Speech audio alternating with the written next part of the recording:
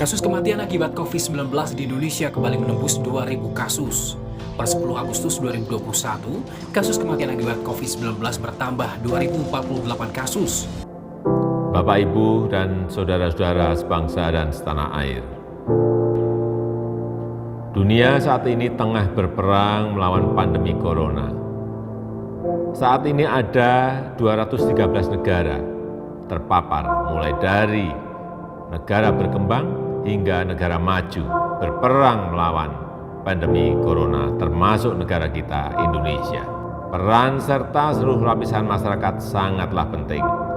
Semua ini bukan hal yang mudah untuk kita semua, tetapi saya amat percaya jika kita mampu melalui kesulitan ini bersama, kita justru akan menjadi bangsa yang semakin kuat dan siap menyongsong masa depan yang lebih sejahtera.